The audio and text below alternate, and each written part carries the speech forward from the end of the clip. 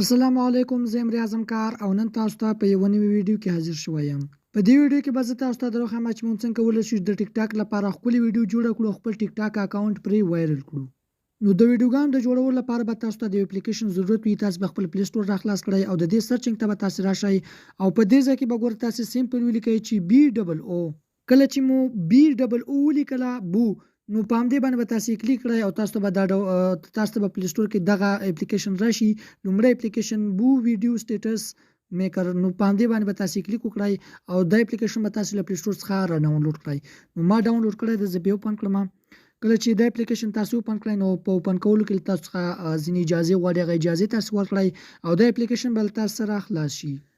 نو کله چې دا اپلیکیشن تاسو اوپن کړئ نو د دې شکل دا ډول راځي. نو په دې کې تاسو ته هر ورځ نوي ډیزاینونه هم راځي.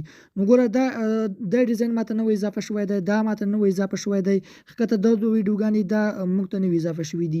نو په دې ځای کې به تاسو اوس ځان ته یو ډول ډیزاین غوره کړئ. زه به یو ډول ډیزاین غوره کړم. نو زه به ښکته راشم او زه غواړم چې په دې ډیزاین کې زه ځان ته ویډیو جوړه کړم.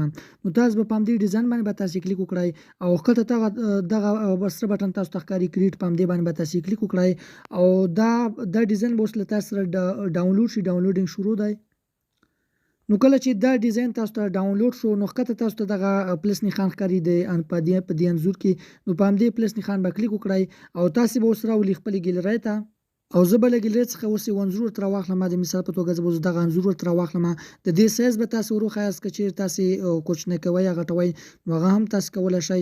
نو کله چې مو انځور انتخاب کړ او سایز مو هم انتخاب کړ نو پورته دغه ډیش تاسو ته ښکاري.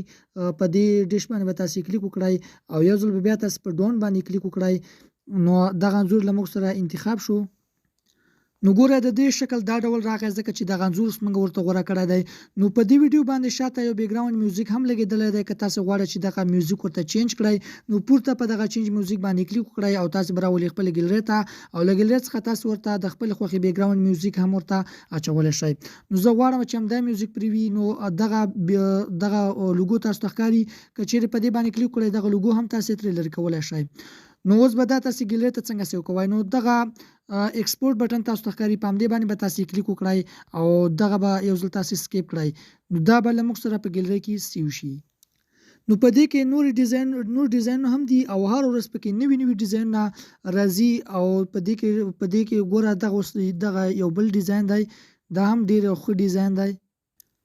نو که چیرې په دې اپلیکیشن کې تاسو داسې ښکلې ویډیوګانې جوړې کړئ او هغه تاسو په ټیک ټاک باندې اپلوډ کړئ نو ستاسو اکاونټ ورسره وایرل کېدلی شي.